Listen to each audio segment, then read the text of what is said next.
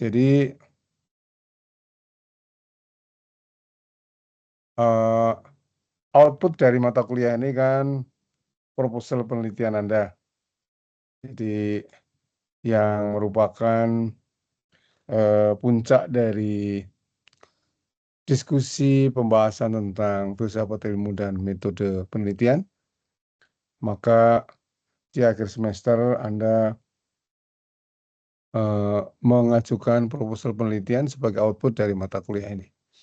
Nah, mengawali proposal penelitian ini Anda menyusun topik penelitian, kemudian dituangkan dalam bentuk latar belakang masalah. Oke, siapa yang ingin memulai untuk menyampaikan topik penelitiannya?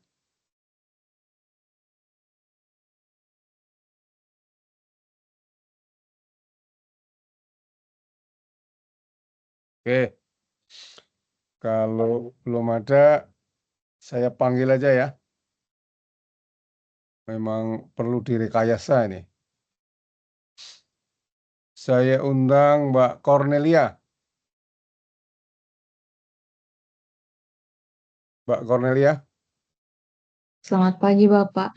ya, Ya, sudah Pak. siap? Ya, Pak. Izin membagikan layarnya ya, Pak. Silakan, silakan Mbak Cornelia. Cornelia Agatha.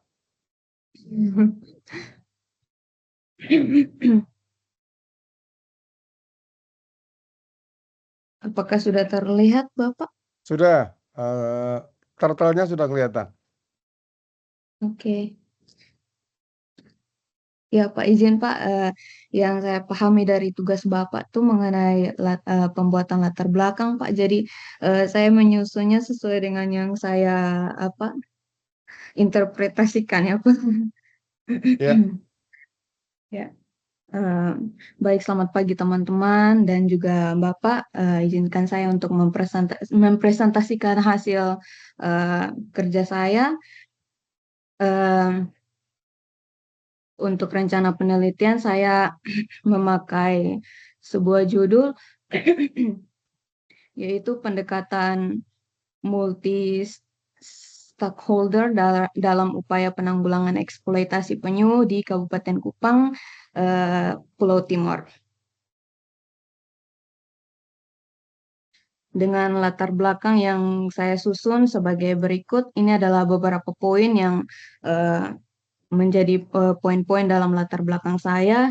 Yang pertama adalah sekilas tentang penyu.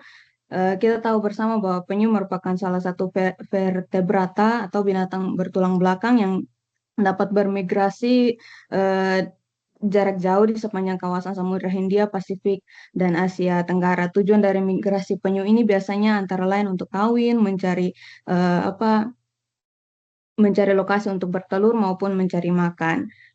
Perairan laut di Indonesia merupakan habitat bagi enam dari 7 penyu yang ada di dunia, yaitu penyu hijau, penyu sisik, penyu lekang, penyu belimbing, penyu pipi, dan penyu tempayan. Selanjutnya, penyu di Kabupaten Kupang.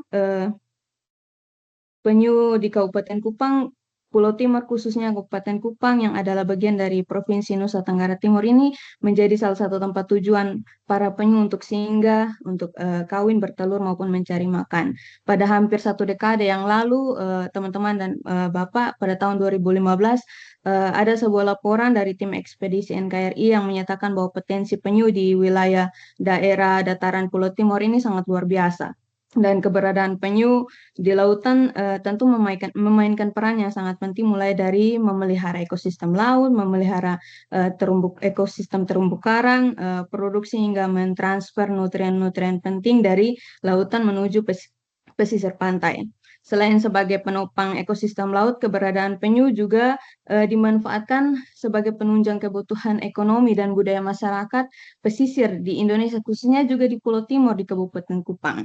Nah, fenomena eksploitasi ini dijelaskan sebagai berikut, sebagai binatang reptilian yang bercangkang, penyu ini memiliki nilai komersial yang sangat tinggi.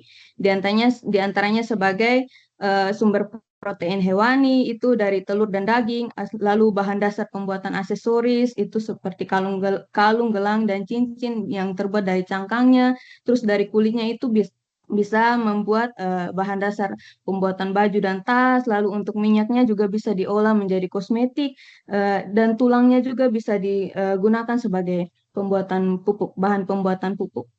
Nah, hal ini menjadi alasan untuk terus merangsang minat masyarakat untuk melakukan perburuan penyu secara terus-menerus.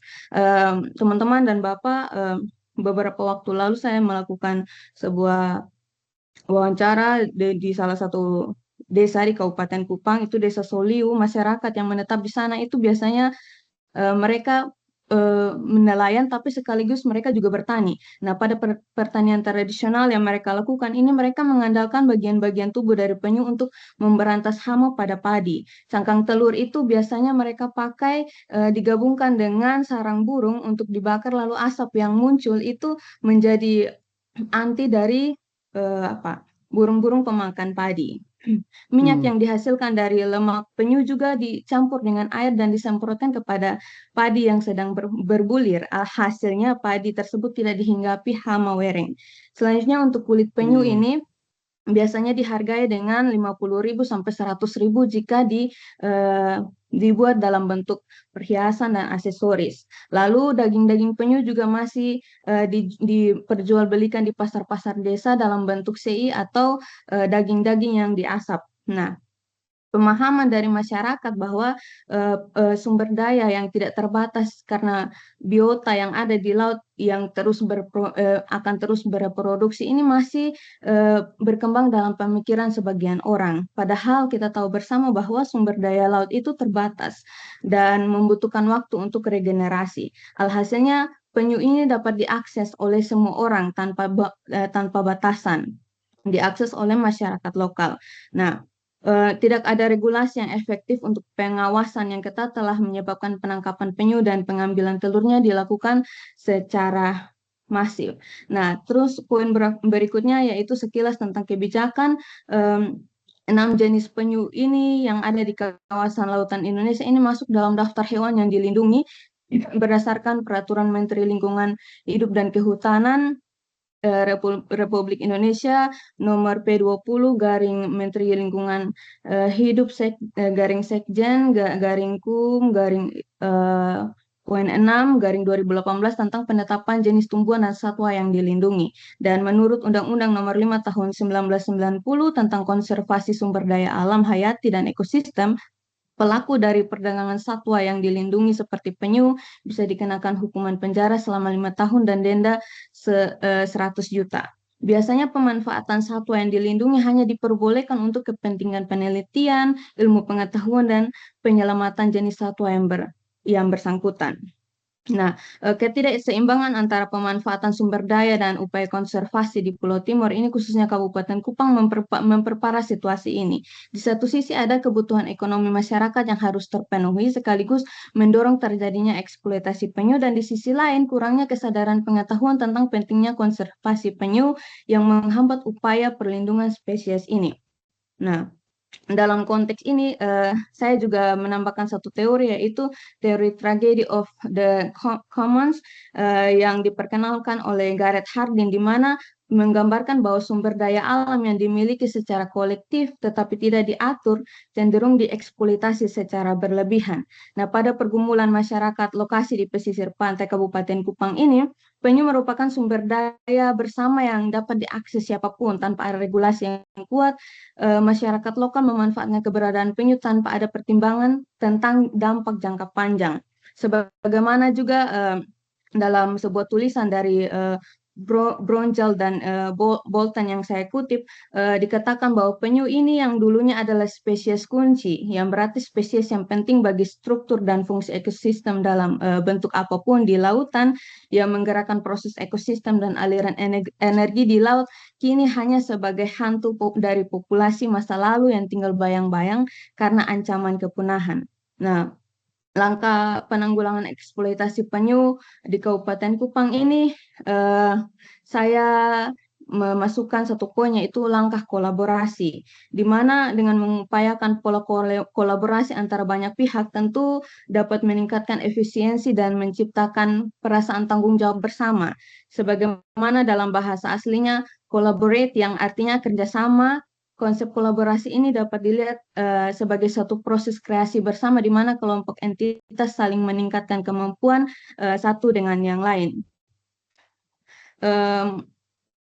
Dan karena itu saya menambahkan satu poin selanjutnya yaitu saya ingin memakai satu pendekatan dalam kasus ini yaitu pendekatan multi stakeholder berdasarkan 3 batu tungku yang ada di Tanah Timur, yang ada di Nusa Tenggara Timur, yaitu pemerintah, tokoh adat, dan tokoh gereja.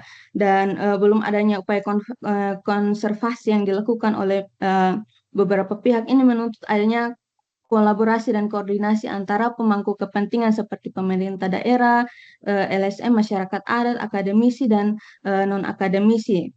Nah, pendekatan multi-stakeholder ini menjadi salah satu strategi yang dianggap efektif dalam mengatasi masalah ini, yang menekankan pentingnya kolaborasi antara berbagai pihak dengan memanfaatkan kekuatan masing-masing pemangku kepentingan. Nah, kajian ini akan difokuskan pada koordinasi dan kolaborasi, yang mana ini merupakan aplikasi dari gagasan collaborate governance yang diusul oleh Stewart sebagai sebuah bantahan bahwa pemerintah memainkan peran sentral dalam pemecahan masalah publik. Artinya pemerintah adalah salah satu sektor dari sekian banyak aktor dalam sebuah kebijakan multi stakeholder, dan setiap warga negara yang ada di lingkungan dimungkinkan untuk berpartisipasi.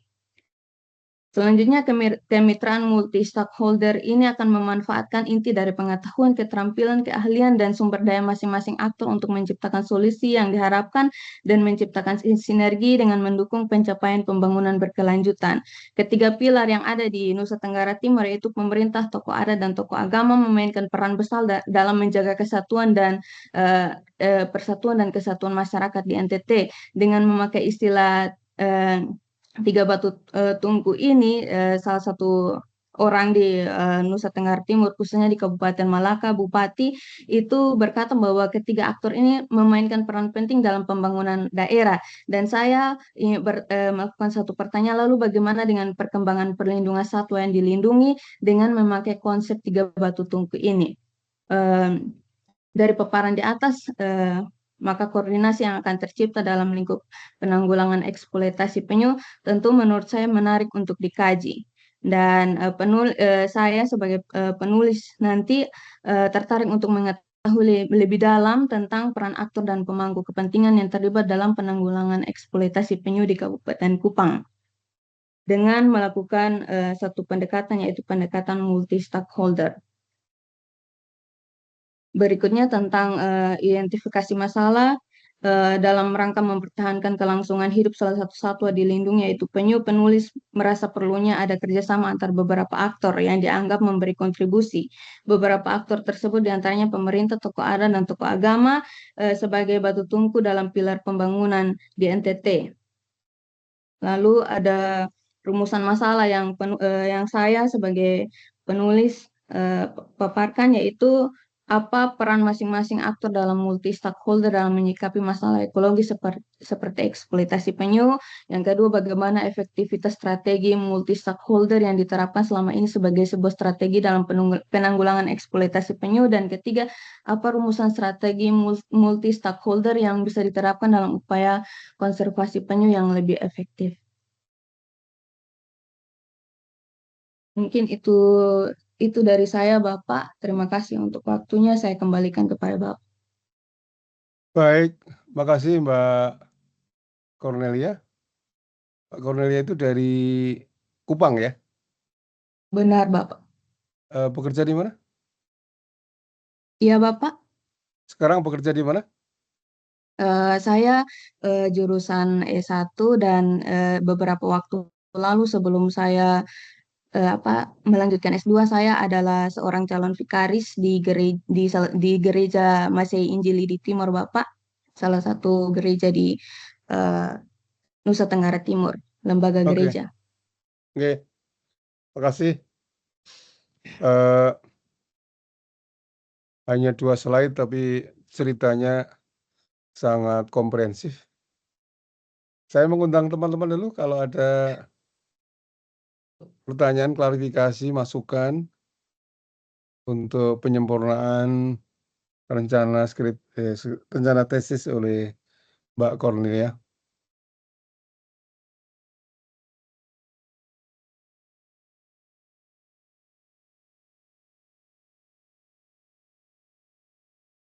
Oke, saya kira sudah cukup komprehensif. Satu hal yang perlu diperhatikan oleh Mbak Cornelia di dalam menyusun latar belakang itu adalah evident tentang masalah, Mbak Cornelia. Jadi eh, ancaman terhadap penyu yang punya nilai komersial tadi untuk aksesori, baju, tas, tulang dan sebagainya tadi, seberapa besar begitu? Seberapa besar, how huge the exploitation done by people. Dan yang kedua adalah implikasinya. Secara naratif tadi sudah disampaikan. Jadi penyu itu punya fungsi ekologi yang bermacam-macam untuk terumbu karang, pasokan nutrien dan sebagainya. Nah, dengan evident ancaman kepunahan itu seberapa gitu. Jadi masalah itu menunjukkan satu adalah urgensi, kemendesakan gitu. Kemendesakan itu tentu harus kita gambarkan dengan evident, dengan fakta begitu. Lalu implikasinya. Nah, di dalam implikasi itu kesempatan Mbak Cornelia dan teman-teman untuk mengkaitkan dengan aspek lingkungan gitu. Meskipun tadi sudah disampaikan pasti kalau penyu itu pasti berkaitan dengan lingkungan gitu. Tapi sekaligus apa sih ABC-nya gitu, abiotik, biotik dan culture-nya itu keterkaitan 3 hal itu gitu, implikasinya. Nah, nanti rekomendasinya kepada 3 itu. Nah, satu hal lagi Mbak Cornelia, mungkin kalau sudah ada kebijakan tentang bagaimana menanggulangi kepunahan dari penyu itu, selama ini dilakukan, sekaligus itu evaluasi gitu ya. Evaluasi kekurangannya apa, lalu muncul rekomendasi gitu. Jadi rekomendasi itu bisa berkaitan dengan substansi, bisa berkaitan dengan prosedur begitu.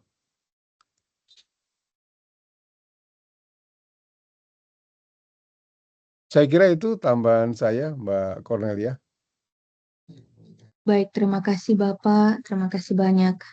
Ya, makasih Mbak Cornelia sudah bersedia menjadi pionir untuk mengawali presentasi. Kita lanjutkan Sama-sama. dengan Mbak Dwi Puspa Oktaningtyas.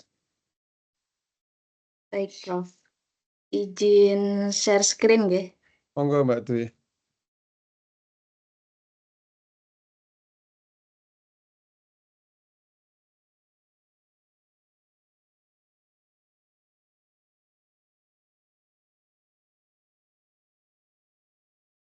Baik, apakah ini sudah terlihat? Sudah. Baik, saya mulai untuk presentasinya untuk hari ini.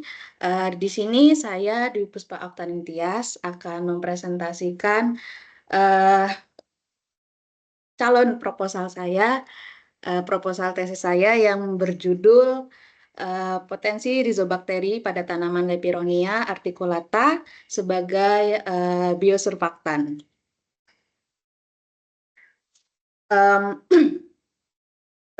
Untuk latar belakangnya adalah di mana penggunaan surfaktan itu sangat erat dalam kehidupan kita sehari-hari, di mana surfaktan ini adalah salah satu bahan aktif yang sering sekali kita jumpai, terutama pada produk-produk rumah tangga berupa deterjen dan produk rumah tangga lainnya, di mana dominasinya pada pasar surfaktan global itu mencapai 10,4%. Nah, untuk di Indonesia sendiri, penggunaan surfaktan itu mencapai 95.000 ton per tahun, di mana 55.000 ton itu diproduksi dalam negeri, dan 44.000 ton lainnya itu diimpor dari luar negeri. Nah, penggunaan surfaktan ini itu jika tidak mengalami pengolahan, lalu dibuang langsung kepada badan air, tentunya akan merusak sistem perairan terbuka. Nah, di mana untuk memecah permasalahan ini itu dapat menggunakan biosurfaktan yang tentunya lebih ramah lingkungan dan mudah didegradasi. Nah, salah satu potensinya adalah memanfaatkan rizobacteria yang ada pada Lepironia articulata atau tanaman purun danau ini untuk diolah sebagai biosurfaktan. Lalu untuk rumusan masalahnya di sini saya mendapat dua. Yang pertama adalah apakah rizobacteria pada tanaman Lepironia articulata itu dapat menjadi biosurfaktan. Lalu yang kedua adalah bagaimana dengan karakteristik biosurfaktan yang dihasilkan dari rizobacteria pada tanaman Lepironia articulata. Dan di sini tujuannya adalah ada dua. Yang pertama adalah mengkaji potensinya, lalu yang kedua adalah mengkaji karakteristik biosurfaktan yang akan dihasilkan nanti. Lalu, apa itu biosurfaktan? Biosurfaktan itu adalah surfaktan yang dihasilkan oleh mikroorganisme, di mana mikroorganisme ini itu yang dapat digunakan bisa berasal dari daratan, air tawar, maupun air laut. Penggunaan biosurfaktan ini itu sangat ramah lingkungan karena mudah terurai dan tingkat toksisitasnya pada lingkungan itu cukup rendah.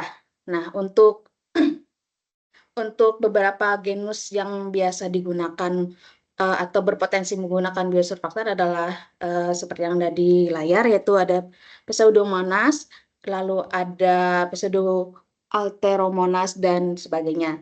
Nah, lalu apa itu tanaman Lepironia articulata? Tanaman Lepironia articulata itu sering disebut dengan purun danau, di mana tanaman ini itu tumbuh pada perairan dangkal, dan kalau di daerah saya di Kalimantan Tengah itu sering dimanfaatkan sebagai kerajinan tangan. Lalu Lepironia articulata ini itu merupakan tumbuhan gulma yang tumbuh pada perairan dengan pH sekitar 5 sampai 6,5. Dan untuk penyebarannya itu berada di Madagaskar, Sri Lanka, Australia bagian timur, Kepulauan Caroline, Kaledonia Baru, dan Asia Tenggara. Lalu pada Lepironia articulata ini itu di beberapa penelitian itu terdapat beberapa genus dengan bakteri dengan genus Clostridium, Bacillus, dan sebagainya, di mana di sini saya memiliki hipotesis adanya bakteri yang mampu menghasilkan biosurfaktan yang berasal dari rizobacteria tanaman Lepironia articulata. Itu saja, Prof, dari saya. Terima kasih. Terima kasih Mbak Dewi Puspa. Mbak Dwi Puspa. Maaf. Ini tanamannya ya Mbak Dwi? Iya, benar, Prof. Oh, yang gulma itu ini ya? Iya, sejenis gulma. Oke. Lepironia articulata ya, indah itu ya. Oh iya, suka ada di danau itu. Itu di antara eceng gondok ya? Kalau di danau. Kalau enceng gondok Ya, mungkin kurang, di antara, Prof. tumbuh di antara eceng gondok bukan? Ini enggak di dekat-dekat dengan enceng gondok kalau biasa saya temuin, Prof. Oh, Ya, agak oke. berbeda. Baik. Downloadnya di mana ini Mbak Dwi? Namanya itu nama bahasa sehari-harinya itu purun danau, begitu, Prof. Nah, maksud saya nanti penelitiannya di spesifik di danau mana gitu? Nanti Atau gimana? artinya tanaman itu mau diambil dari danau mana spesifik apa enggak? Untuk spesifiknya tidak, Prof. Tidak. Cuma di sini saya berpacu pada tanamannya. Yang penting dapat tanaman Lepironia articulata atau purun danaunya begitu, Prof. Hmm. Kalau di Jawa Tengah itu di mana? Ada purun danau itu? Kalau di Indonesia itu di Jawa sepertinya masih belum ada. Itu karena ini Oh, gitu ya. persebarannya adanya di Kalimantan, Prof. Apa? Danau yang dangkal ya? Perairan dangkal, ya, perairan Hmm. dangkal. Oke. Baik, monggo teman-teman, saya undang untuk memberikan masukan, pertanyaan atau klarifikasi atas rancangan proposal yang disampaikan oleh Mbak Dwi.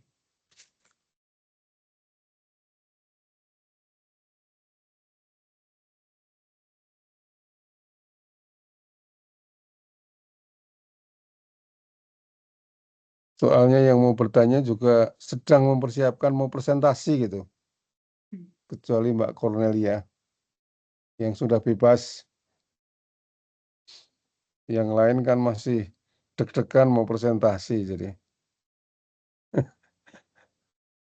Oke, evidence-nya tadi sudah. Jadi di Indonesia ada 95.000 ton ya. Jadi implikasinya aja yang perlu diuraikan akan menyebabkan terjadinya penurunan kualitas air dengan indikatornya adalah BOD dan total suspended solid ya, TSS. Iya, Prof.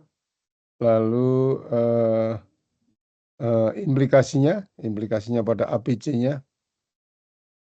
Kemudian jadi memang kalau bicara tentang masalah penelitian itu pada umumnya teman-teman baik S1, S2, S3 itu merumuskannya dengan pertanyaan ya. Ada perbedaan antara masalah dengan pertanyaan. Jadi kalau yang Mbak Dwi, coba next please, next slide please. Iya, yang disampaikan ini adalah pertanyaan penelitian. Pertanyaan penelitian itu memandu kita bagi peneliti untuk membuktikan gitu, untuk membuktikan fenomena itu apakah Rhizobacteria pada tanaman dapat menjadi biosurfaktan. Itu pertanyaan penelitian yang memandu kita. Nah, kalau masalah penelitian itu menunjukkan adanya kesenjangan antara apa yang diharapkan dengan apa yang senyatanya ada. Kesenjangannya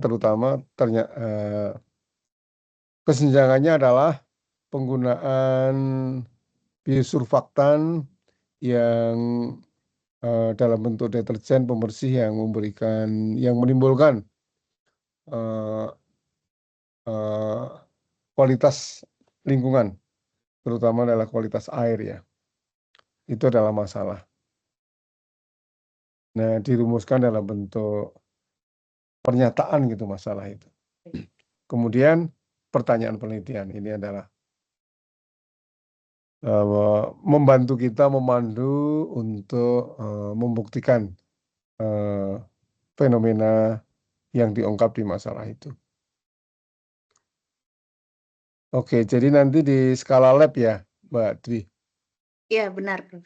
Ya, skala lab itu namanya invensi temuan. Kalau misalnya karya Mbak Dwi itu sudah ada pengguna, ada pihak ketiga, ada mitra yang menggunakan, lah itu aksiologinya adalah sudah sampai pada inovasi gitu. Oke, makasih Mbak Dwi. Ya, terima kasih, Prof. Oke. Berikutnya saya undang Mbak Evi Helianing Tias. Mbak Evi ya, di bawah EH. Mbak Evi Ya, silakan. baik, Prof. Ini karena, nggih, ini karena saya pakai HP, mungkin saya bisa menuju ke, bisa saya beralih ke laptop dulu ya, Prof ya. Monggo. Ini, nggih.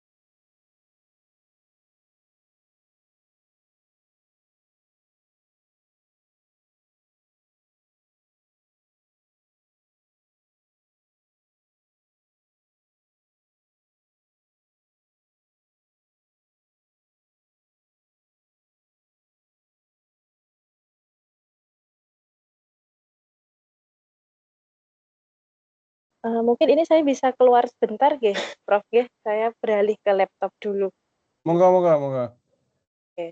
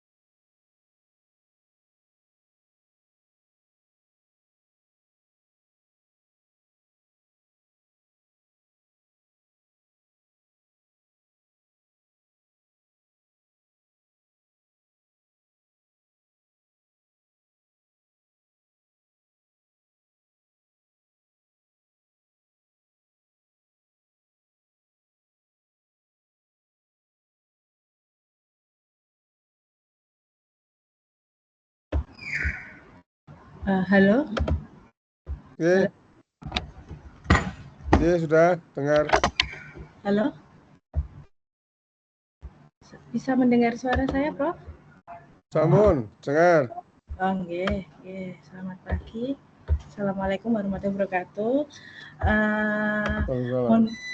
Mohon maaf, ini saya, jadi awalnya saya bikinnya di Word, Prof, jadi saya belum siap PPT sepenuhnya. Enggak apa-apa. Oke. Tetapi intinya bahwa untuk rencana penelitiannya yaitu kami, saya berencana untuk penataan kawasan blok kawasan Taman Wisata Grojogan Sewu di Karanganyar, seperti itu. Itu yang melatar belakangi adalah adanya kondisi yang saat ini itu perbedaan luasan antara penataan blok tahun 2016 yaitu luasannya yaitu 61 hektar dan sekarang sudah penetapan yaitu 64 hektar seperti itu. Nah, untuk pendekatannya saya menggunakan sensitivitas ekologi dan sensitivitas sosial ekonomi. Seperti itu, Prof.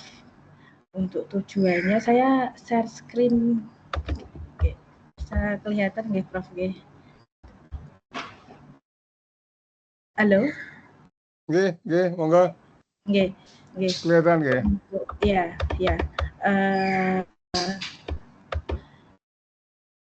Nah, beberapa pertanyaan yang mendasari penelitian tersebut yaitu pengaruh antara sensitivitas ekologi dan sensitivitas sosial ekonomi pada penentuan penataan kawasan pada TWA Grojogan Sewu. Seperti itu. Kurang lebih seperti itu, Prof. Oh, nggih. Oke. Nggih. Baik. Terima kasih Mbak Evi. Oke. Mbak Evi ini bekerja di BKSDA Jawa Tengah, Balai Konservasi Sumber. Oke. Yang di Suratmo itu ya? Oke. Oh, nggih. Baik. Baik, teman-teman, monggo. Jadi senang, sangat bervariasi, kita bisa belajar dari Mbak Cornelia, kita belajar tentang penyu, dari Mbak Dwi kita belajar tentang biologi, tentang biosurfaktan, Mbak Evi tentang Taman Nasional.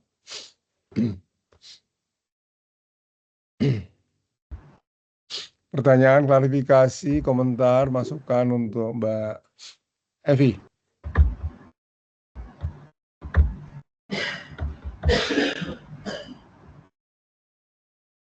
Bagus sekali. Iya, jadi kondisi saat ini kan kawasan ini memiliki luasan 64,124 hektar. Nah, pada dokumen sebelumnya yaitu 61 hektar. Nah, di sini saya mencoba untuk menggali itu untuk menata penataan kawasan tersebut dengan luasan 64,124. Kenapa fokusnya pada luasan, Mbak Evi?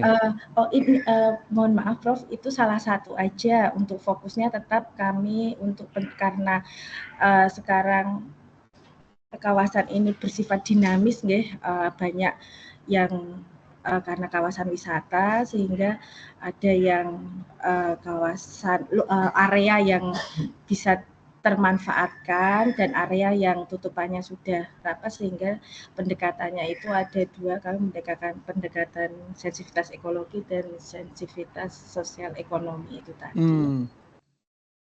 Bisa dijelaskan sensitivitas ekologi dan sosial itu? Iya, kalau ya ini mungkin nanti dapat dikoreksi nih Prof untuk sensitivitas ekologi, nanti mungkin pendekatan secara ekologi yaitu biofisik kondisi yang ada di kawasan seperti tutupan lahan, kelerengan, kemiringan, jenis tanah dan yang berhubungan dengan ekologi kawasan tersebut. Nah, untuk sensitivitas sosial ekonomi karena kawasan ini merupakan kawasan wisata alam dan ada intervensi manusia di dalam kawasan tersebut sehingga nantinya seperti kegiatan-kegiatan wisata, jumlah kunjungan, segala hal manusia yang berkaitan dengan manusia ini yang berkaitan berhubungan yang melakukan aktivitas di kawasan tersebut. Oh, jadi jadi maksudnya adalah dampak dari kunjungan wisatawan begitu kira-kira. Iya, nanti kan seperti area ini dipotong-potong menjadi beberapa blok seperti itu nanti luarannya. Oh, luarannya adalah penggunaan ruang begitu ya? Iya, penggunaan ruang, penataan kawasan. Oke. Oh, jadi kalau begitu kira-kira penelitiannya itu adalah evaluasi begitu ya? Evaluasi TWA Grojogan Sewu begitu ya? Iya, betul. Evaluasi Taman Wisata Alam Sumber namanya ya? Maaf, Taman Wisata Alam Grojogan Sewu. Oh, enggak ya? Iya. TWA, jadi evaluasi TWA Nah, Grojogan TWA Sewu. Grojogan Sewu. Jadi berangkat dari pertama adalah kalau yang saya tangkap tadi adalah dampak kunjungan wisatawan. Ya, Mungkin ada sampah dan sebagainya Ya. begitu. ya, Lalu kondisi ekologis, kemiringan dan sebagainya begitu. Lalu nanti adalah dalam kaitan untuk melestarikan taman wisata itu maka dilakukan penataan ruang begitu ya. betul. Oke, Oke. kurang lebih. Arahnya kira-kira ke sana begitu. Ya nanti berarti di masalah itu diuraikan tentang evidennya, lalu implikasinya begitu. Baik. Lalu mungkin ada kebijakan yang sudah dilakukan selama ini. Baik. Jadi semacam evaluasi kebijakan, seberapa efektivitasnya, kekurangannya apa begitu. Oke, baik, Prof. Oke. Siap. Terima kasih Mbak Evi. Iya, terima kasih, Prof. Mohon maaf. Ya. Monggo di stop presenting. Selanjutnya mari kita simak tantangan dari Mas Hafri Hardianto. Mas Haha. Halo. Halo, nggih, Prof. Monggo Mas Hafri. Baik, Prof. Izin share screen. Monggo.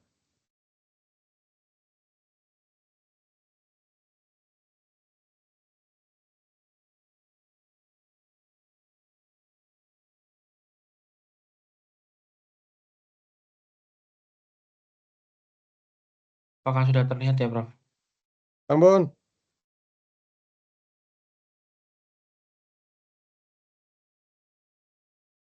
Baik, bismillahirrahmanirrahim. Assalamualaikum warahmatullahi wabarakatuh. Waalaikumsalam. Izinkan saya menyampaikan beberapa hal terkait pendahuluan untuk penelitian yang akan kami lakukan. Terkait judul yaitu saya mengambil judul untuk strategi optimalisasi pengelolaan bank sampah untuk mendukung pengurangan sampah di Kota Semarang.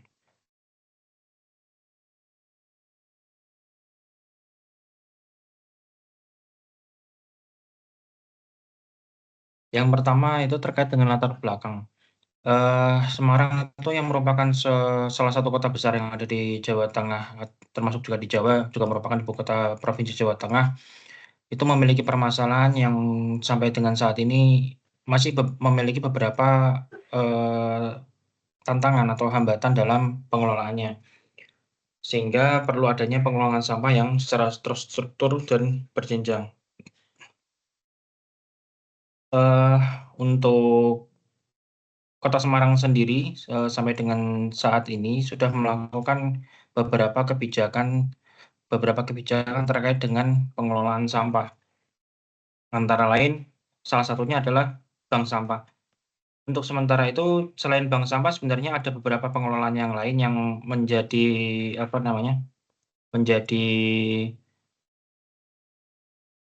solusi yang sudah dilakukan oleh pemerintah Kota Semarang. Sejak tahun 2012, Kota Semarang sudah mengeluarkan Peraturan Daerah Nomor 6 Tahun 2012. Yang ini terkait dengan terkait dasar untuk pengelolaan sampah yang ada di Kota Semarang. Dari peraturan daerah ini kemudian pemerintah Kota Semarang mengembangkan beberapa program. Yang pertama, Semarang Hebat Tanpa Sampah, di mana program ini merupakan kampanye yang diluncurkan oleh pemerintah Kota Semarang untuk meningkatkan kesadaran masyarakat tentang pentingnya pengelolaan sampah. Melalui program ini, pemerintah mendorong partisipasi aktif dari masyarakat dalam pemilihan sampah di sumber untuk mendukung kegiatan bank sampah dan mengurangi penggunaan plastik sekali pakai. Yang kedua, program yang ditawarkan pemerintah Kota Semarang yaitu penerapan sistem waste to energy. Jadi, Kota Semarang mengembangkan inisiatif untuk merubah sampah itu menjadi energi listrik. Ini merupakan bagian dari upaya pengurangan sampah di TPA Jatibarang. Yang selanjutnya yaitu terkait dengan bank sampah yang ini akan saya angkat dalam penelitian, di mana kebijakan ini telah sampai pada tingkat yang level di bawah, sehingga tidak terpusat hanya dikelola oleh DLH Kota Semarang, tetapi juga dikelola oleh tingkat masyarakat bahkan sampai dengan RT dan RW. Lalu yang kedua adalah pengelolaan sampah berbasis lingkungan, di mana yang tadi bank sampah tadi itu, yang di tingkat RT RW itu dimulai dari pemilihan sampah di tingkat rumah tangga maupun mendirikan pengelolaan sampah terpadu di tingkat kelurahan. Berikutnya itu pengurangan sampah plastik. Sejalan dengan kebijakan nasional, Semarang juga mengeluarkan kebijakan pengurangan penggunaan plastik sekali pakai. Hal ini merupakan salah satu yang bisa memperkuat bank sampah. Akan tetapi pada pelaksanaannya masih terdapat gaya hidup konsumtif yang menggunakan plastik yang ternyata tidak bisa dikontrol karena kurangnya kesadaran dari masyarakat. Yang berikutnya itu pengembangan infrastruktur pengelolaan sampah. Dan terakhir penghargaan dan insentif untuk pengelolaan sampah. Untuk penelitian ini saya akan berfokus pada pengelolaan bank sampah yang mencakup beberapa program tadi, yakni bank sampah dan pembentukan dan penguatan bank sampah serta pengelolaan sampah berbasis lingkungan mulai dari tingkat RT dan RW. Namun permasalahan sampah di Kota Semarang ini adalah ketika pengelolaannya dimulai dari tingkat RT RW, namun tidak melibatkan masyarakat secara umum, di mana di beberapa tempat wisata seperti di Simpang 5, beberapa tempat wisata yang lain itu pengambilan sampahnya secara menyeluruh dan tidak melakukan pemilihan sampah, maka ini dapat mempengaruhi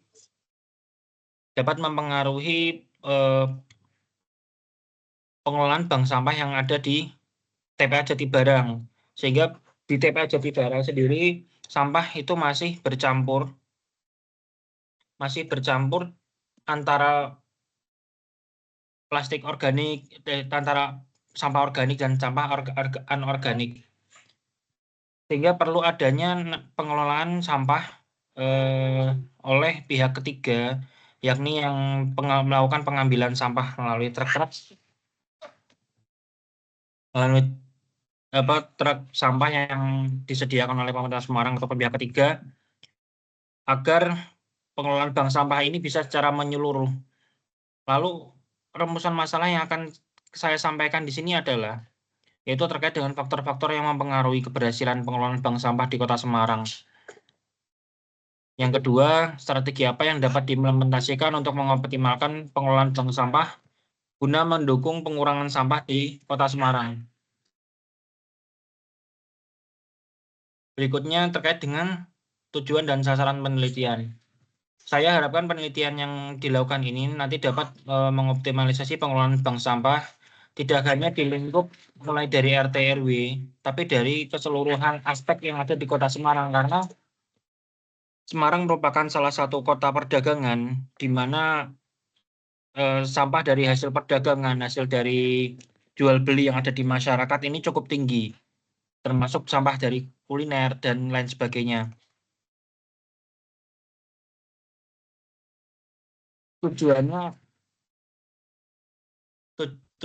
adalah sehingga pengelolaan bank sampah ini dapat menekan jumlah sampah yang masuk ke dalam TPA Jatibarang. Penelitian ini merupakan penelitian lapangan yang menggunakan metode analisis deskriptif kualitatif, di mana saya menggunakan dua data, yakni primer, pengamatan dan wawancara, juga data berupa peraturan dan data statistik terkait dengan sampah. Sekiranya cukup itu saja, Prof. Mungkin ada tambahan atau masukan dari yang lain. Terima kasih, Mas Hafri. Mas Hafri bekerja di DLH Kota? Saya di kepegawaian, Prof. Oh, oke, pegawaian. Oke, matur nuwun. Monggo teman-teman. Kota Semarang sampah.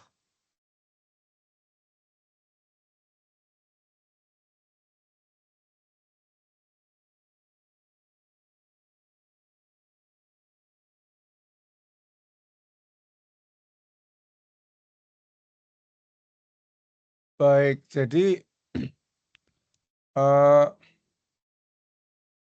kalau Mas Hafri mau fokus di bank sampah, mungkin konsentrasi di bank sampahnya. Jadi bank sampah itu pengelolaan di segmen hulu. Jadi hulu itu rumah tangga yang mengeluarkan sampah baik organik maupun anorganik, lalu diorganisir oleh bank sampah. Jadi selama ini sampah yang dibuang ke bak-bak sampah itu dijual gitu ya, di-store ke bank. Nasabahnya itu mendapatkan imbalan sesuai dengan sampah yang distorkan, organik maupun anorganik. Nah, bank sampah itu ada yang mengolah secara dua-duanya, baik organik maupun anorganik. Yang organik diolah menjadi pupuk, yang anorganik dibuat berbagai produk yang bernilai ekonomi atau dijual kepada lapak. Nah, dengan kegiatan ini bisa mengurangi beban di TPS maupun di TPA. Di Semarang itu kalau saya tidak salah, Mas Hafri, terakhir itu sekitar 65 bank sampah atau lebih ya, saya nggak tahu. Yang saya tahu sekitar itu cukup banyak. Nah, setahu saya yang bagus itu adalah bank sampah yang di Jomblang.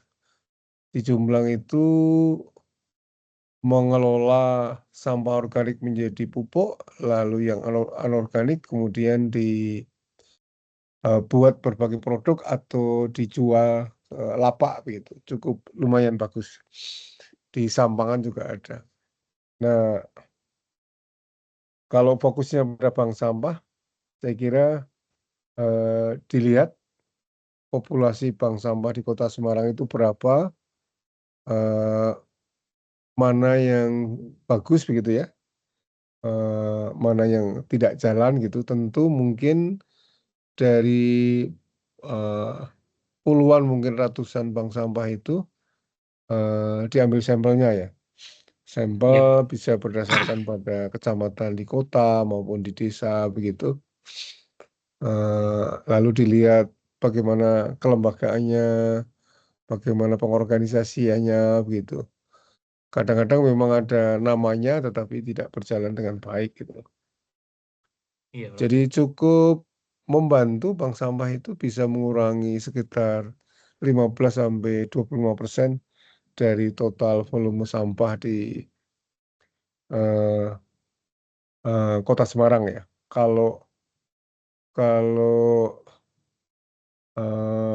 itu menjadi gerakan massal begitu untuk bank sampah itu cukup signifikan mengurangi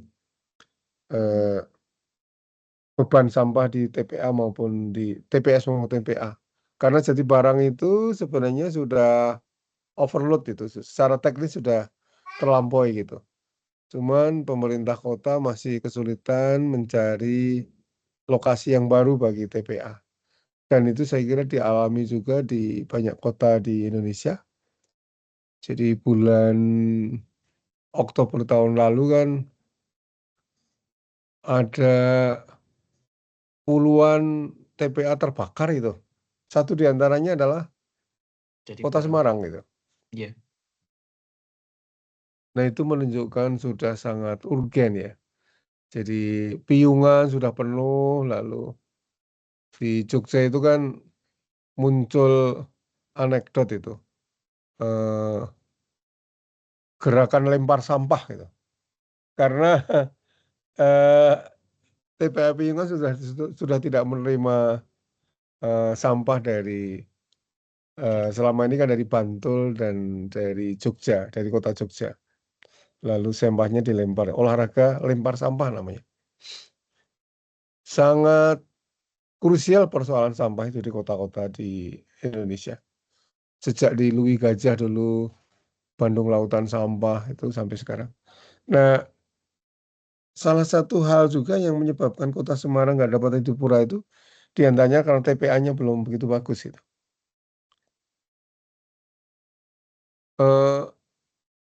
Yang lain teknis Mas Hafri, jadi pengamatan dan wawancara itu teknik pengumpulan data. Jadi kalau jenis data itu ada data sekunder, data primer, sekunder. Nah, bagaimana itu diambil data itu dengan teknik yang Mas Hafri sampaikan tadi. Ada pengamatan, wawancara, mungkin observasi ya.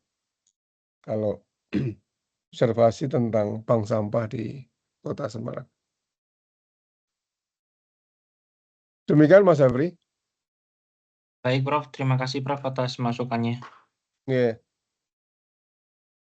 Matur nuwun Mas Hafri. Berikutnya kita undang dengan hormat Mbak Kamtiah Ningsih, Mbak Baik, Prof. KN. Ya, Oke, nggih. Mohon izin share screen nggih, Prof. monggo.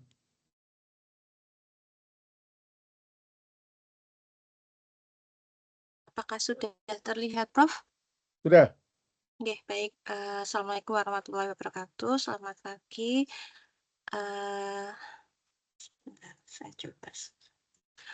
Mohon izin untuk memaparkan terkait dengan rencana tesis kami yang berjudul Kajian Pengolahan Air Limbah Industri Kecil Menengah IKM Batik Printing berbasis elektrokimia dengan elektroda low cost dan unsacrificial. Dalam hal ini kami mengambil studi kasus di Kecamatan Pekalongan Selatan. Adapun latar belakang dan permasalahannya, yang pertama, batik itu merupakan warisan budaya Indonesia. Namun apabila air limbah batik tidak dikelola, maka itu akan berdampak terhadap lingkungan karena air limbah batik itu bersifat toksik, mutagenik, dan karsinogenik. Sedangkan di Kecamatan Pekalongan sendiri, sebaran pengrajin batik itu ada 792 unit. Kemudian mayoritas pengrajin batik printing itu belum melakukan pengolahan air limbah secara optimal. Nah, untuk kondisi existing saat ini, Prof, izin kami sampaikan bahwa di Kota Pekalongan itu sudah ada IPAL komunal untuk di Kelurahan Jenggot yang tadinya IPAL itu didesain dengan kapasitas 400 meter kubik per hari, namun karena seiring berjalannya waktu terjadi penurunan kinerja IPAL sehingga kapasitas IPAL-nya sekarang tersisa 150 meter kubik per hari. Nah, kemudian jika kita melihat teknologi pengolahan air limbah batik konvensional ini memiliki banyak keterbatasan, diantaranya lahan yang dibutuhkan untuk lokasi IPAL itu cukup luas, kemudian reaksinya lambat, dan timbul sludge karena biasanya proses biologi itu menghasilkan sludge. Kemudian diperlukan maintenance, sehingga itu kurang visible untuk diterapkan ke UMKM. Kemudian kami melihat bahwa teknologi pengolahan air limbah batik dengan menggunakan electrochemical advanced oxidation process itu memberikan hasil memuaskan. Namun ada kekurangan juga, yaitu dengan penggunaan elektroda inert itu harganya relatif mahal karena harus diimpor dari luar negeri, sehingga perlu alternatif elektroda berbasis karbon yang low cost dan unsacrificial. Kemudian terkait dengan rumusan masalah, kami akan mencoba untuk mengkomparasi efektivitas degradasi polutan pada beberapa jenis elektroda untuk pengolahan air limbah IKM batik printing. Itu nanti seperti apa, kemudian variabel yang berpengaruh dalam EOPS, baik dari segi jenis spesies oksidator atau elektrolit, pH larutan maupun tegangan listrik atau voltasenya. itu nanti bagaimana pengaruhnya. Kemudian dampak buangan air limbah batik printing terhadap komponen biotik ekosistem sungai ini nanti akan dikaji kandungan plankton dan bentosnya. Kemudian terkait dengan nanti akan dirumuskan jenis elektroda yang murah, low cost dan tidak habis selama reaksi sakrifisial berdasarkan kajian teknoekonomi. Nah, kami juga telah melakukan riset mapping, Prof, bahwa teknologi EAP ini sudah banyak digunakan untuk pengolahan air limbah batik, namun untuk yang menggunakan elektroda coconut shell atau tempurung kelapa itu belum ada. Kemudian terkait dengan tujuan penelitian, yang pertama melakukan investigasi efektivitas degradasi polutan melalui penggunaan jenis elektroda berbasis karbon dan komparasi penggunaan beberapa jenis elektroda logam pada pengolahan air limbah IKM batik printing dengan menggunakan teknologi EOPS. Kemudian menganalisis variabel berpengaruh dalam proses EOPS untuk pengolahan air limbah IKM batik printing yang meliputi jenis spesies oksidator atau elektrolit. Dalam hal ini kami menggunakan NaCl dan Na2SO4, kemudian pH larutannya itu juga kami variasikan. Selain itu juga kami akan menguji terkait dengan tegangan listrik atau voltase pada elektrodanya. Yang ketiga, untuk tujuannya untuk melihat pengaruh buangan air limbah terhadap komponen biotik ekosistem sungai, yaitu plankton dan bentos, kemudian menghitung nilai ekonomi dan melakukan komparasi penggunaan jenis elektroda maupun jenis elektrolit pada pengolahan air limbah IKM batik printing menggunakan teknologi EOPS. Untuk manfaat penelitian, yang pertama memberikan sumbangan pengetahuan di bidang pengolahan air limbah IKM batik printing dengan teknologi elektrokimia untuk mereduksi polutan zat warna. Kemudian memberikan alternatif pengolahan air limbah IKM batik printing melalui penerapan teknologi EOPS dengan menggunakan jenis elektroda dan elektrolit yang mudah dan murah. Kemudian memberikan gambaran kondisi ekosistem akibat buangan air limbah batik printing yang tidak terkelola. Kemudian untuk tinjauan pustakanya, dari limbah batik untuk sebaran pengrajin ikan batik di Kecamatan Pekalongan Selatan itu ada 792 unit dan debit air limbah yang dihasilkan kurang lebih 1000 meter kubik per hari. Sedangkan kapasitas IPAL komunal Jenggot yang existing itu tinggal 150 meter kubik per hari dari kapasitas desain IPAL yang semula 400 meter kubik per hari, sehingga telah terjadi penurunan kapasitas olah. Kemudian dampak terhadap ekosistem jika air limbah tidak terkelola. Kemudian kami juga akan menyajikan terkait dengan teknologi EOPS yang berupa metode pengolahan air limbah berbasis elektrokimia dengan membentuk oksidator kuat atau radikal OH sehingga mampu memecah polutan organik yang ada di dalam air limbah. Terkait jenis elektroda, nanti kami akan deskripsikan beberapa elektroda yang akan kami gunakan yang meliputi elektroda oksida logam berupa TiRuO2, TiRuIO2, kemudian TiRuO2 dan TiPTIR, kemudian elektroda karbon kami akan memvariasikan elektroda grafit dengan tempurung kelapa. Kemudian terkait dengan jenis elektrolitnya, kami nanti akan deskripsikan terkait elektrolit NaCl dan Na2SO4 dengan konsentrasi bervariasi 1000 sampai dengan 5000 mg per liter. Untuk pH-nya divariasikan dari 4, 5, 6, 7, dan 8. Untuk voltasenya divariasikan dari 5, 6, dan 7 dan konsentrasi Fe2SO4 untuk mengoksidasi dari Fe2+ menjadi Fe3+ yang kami variasikan nanti dari 0,03, 0,06, dan 0,09. Mungkin dari kami itu Prof, mohon arahan dan masukan. Terima kasih. Oke. Makasih Mbak Ningsih. Teman-teman silakan. Pengelolaan limbah cair batik di Pekalongan.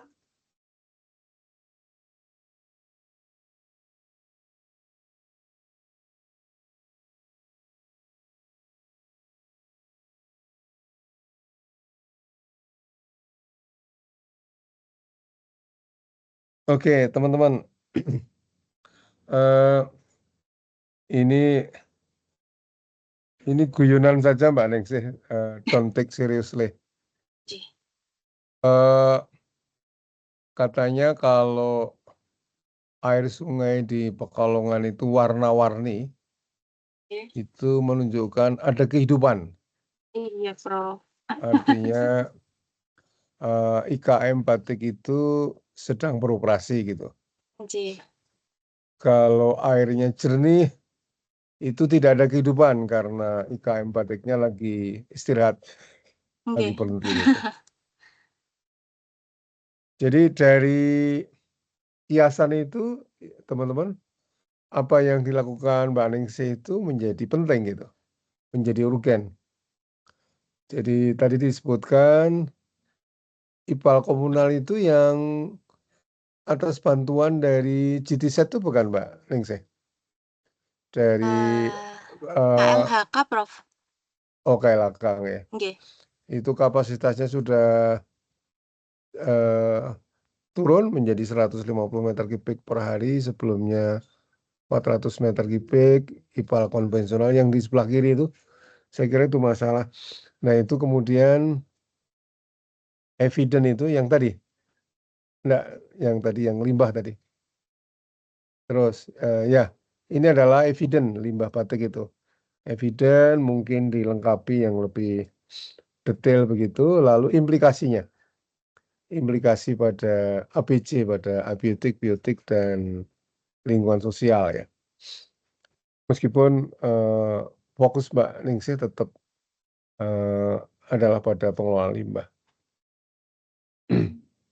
Jadi nanti yang Mbak Ningsih desain itu bisa skala besar apa enggak ya?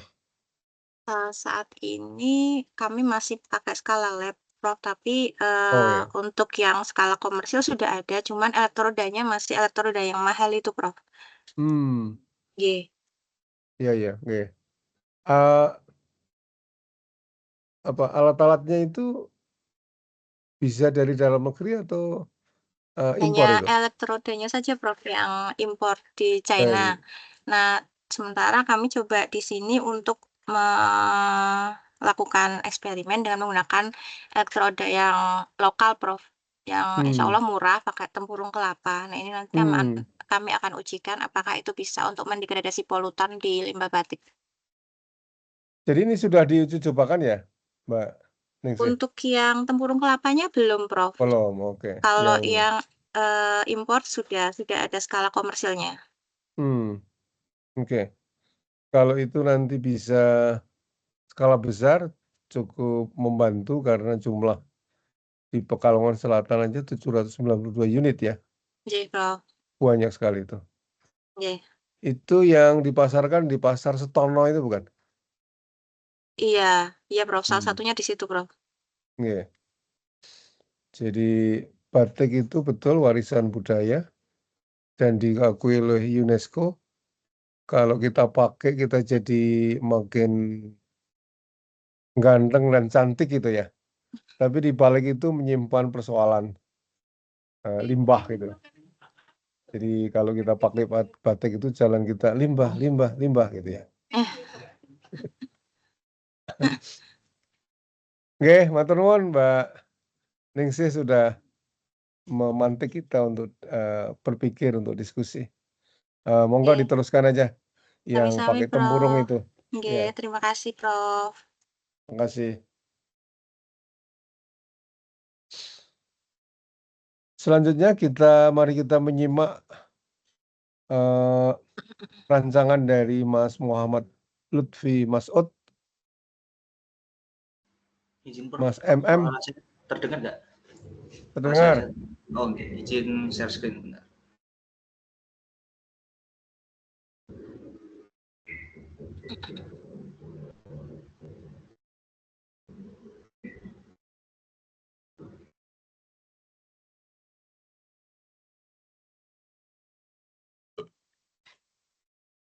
Apakah PPT saya sudah terlihat, Prof?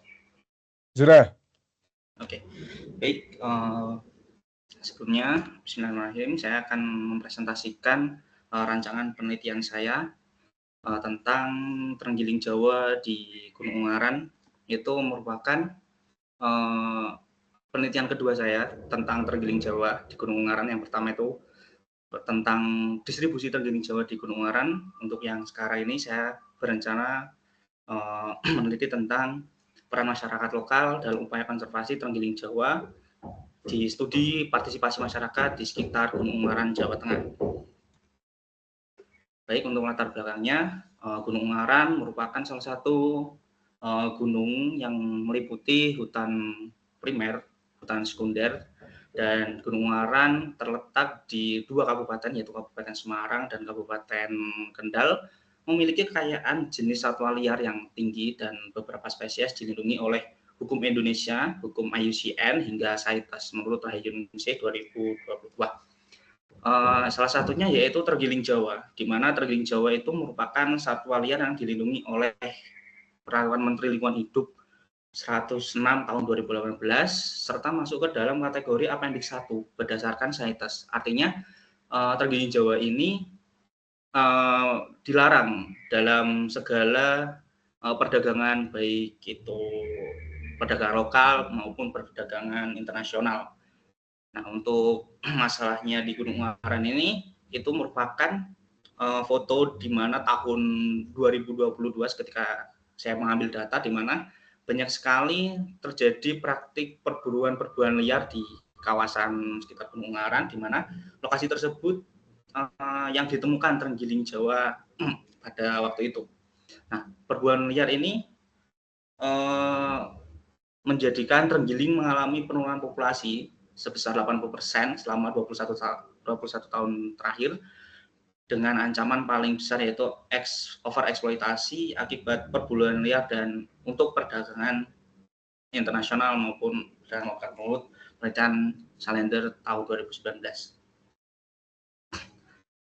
Dimana untuk rumusan masalah dan manfaatnya, yang pertama yaitu bagaimana masyarakat lokal di sekitar Gunung Ungaran terlibat akibat upaya konservasi terenggiling Jawa. Lalu yang kedua, apa tantangan dan hambatan yang dihadapi masyarakat dalam partisipasi mereka atau partisipasi dalam konservasi terenggiling Jawa di Gunung Ungaran. Nah, selanjutnya yaitu bagaimana kontribusi masyarakat lokal untuk mempengaruhi keberhasilan konservasi terenggiling Jawa di Gunung Ungaran.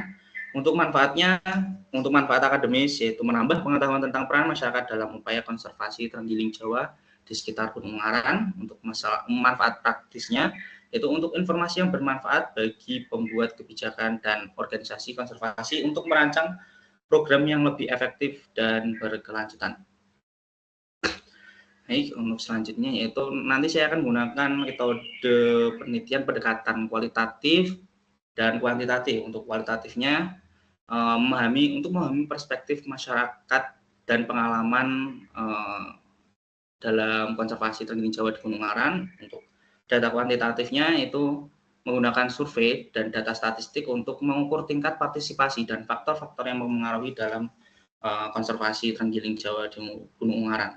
Untuk pengumpulan datanya yaitu yang pertama adalah wawancara kepada masyarakat dengan mengajukan pertanyaan yang bersifat terbuka dan dirancang untuk mengeksplorasi pandangan dan pengalaman responden mengenai partisipasi mereka dalam upaya konservasi.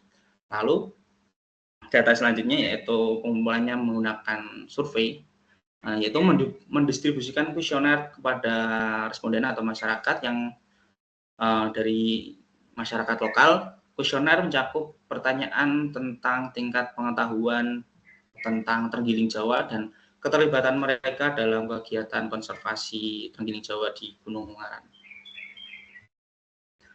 Nah, untuk nanti analisis datanya, untuk analisis kualitatifnya saya menggunakan analisis tematik, yaitu menemukan tema-tema utama yang muncul dari data seperti motivasi masyarakat untuk terlibat dalam upaya konservasi, hambatan apa yang dihadapi mereka, dan persepsi tentang efektivitas konservasi. Nah, lalu dianalisis menggunakan bagaimana tema-tema ini saling terkait dan apa implikasinya terhadap keterlibatan masyarakat dalam kegiatan konservasi terenggiling Jawa.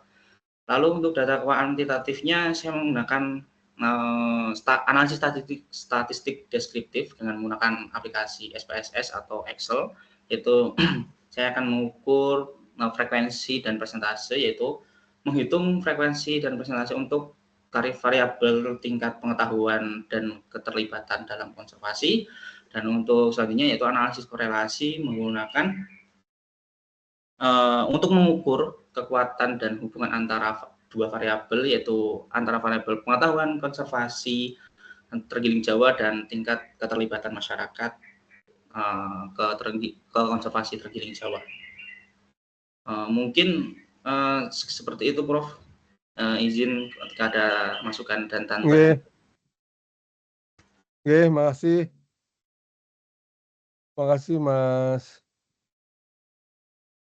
Lutfi.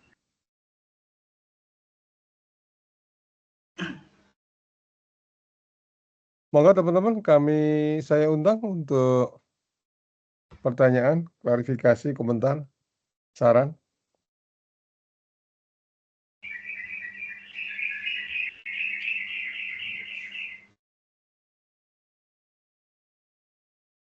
Mas Lutfi, ini Gunung Ungaran yang di sisi mana ya?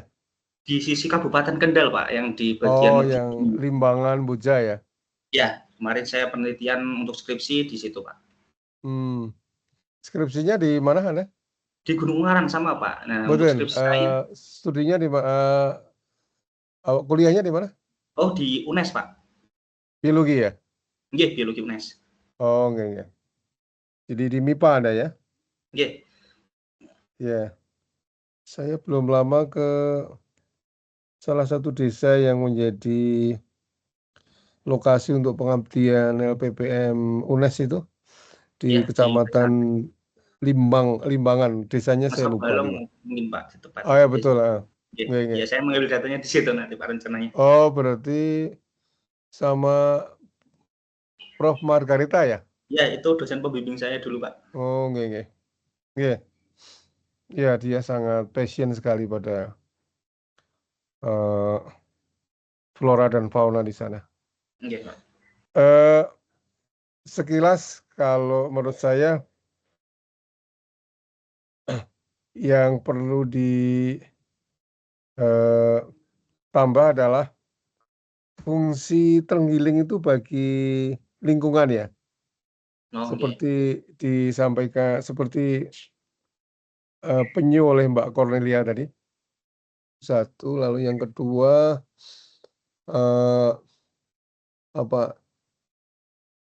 tingkat, kalau bisa dikatakan tingkat kepunahan atau populasi terenggiling Jawa di sana di Gunung Ungaran itu seberapa urgen, seberapa bahaya gitu. Lalu sebab-sebab kalau bisa dikatakan berkurangnya populasi ya. Jadi tadi fungsi ekologi atau fungsi lingkungan, lalu populasinya, kemudian faktor-faktor penyebab. Itu apa? Lalu implikasinya, kemudian saya kira sama seperti yang dilakukan oleh Bu Margarita tentang penyelamatan burung itu ya, burung apa ya, Mas? Burung julang emas, Pak. Burung julang emas. Saya kira mirip itu. Jadi dulu kan menurut Bu Prof Margarita itu warga masyarakat itu termasuk pemburu gitu. Pemburu. Tapi sekarang menjadi insaf ya, menjadi insaf. Mereka menjadi penyelamat karena mengetahui fungsi itu. Nah, saya kira kalau itu bisa dieksplor akan bagus. Sudah ada good practice yang dilakukan oleh Prof Margarita, mungkin pola-pola itu bisa diikuti dengan melengkapi data evidence tadi. Oke, begitu teman-teman. Saya kira kita sudah ada 6 orang yang sudah presentasi, yang berikutnya Mbak Naila, Mbak Resa berikutnya nanti minggu depan ya. Dan mohon teman-teman tetap hadir yang sudah presentasi, tidak berarti sudah selesai. Kita saling belajar begitu tentang lingkungan. Jadi indahnya kan di sini sangat bervariasi, tetapi di bawah satu payung namanya adalah ilmu lingkungan. Terima kasih sudah bergabung di kuliah yang ketiga. Sampai minggu depan kita ketemu dengan waktu dan jam yang sama. Saya harus mengajar jam 9, jadi mohon maaf kalau saya akhiri sekarang. Terima kasih. Wassalamualaikum warahmatullahi wabarakatuh. Waalaikumsalam Waalaikumsalam warahmatullahi wabarakatuh. Terima kasih, Prof. Terima kasih, Prof. Terima Terima kasih. kasih, Ya. Prof.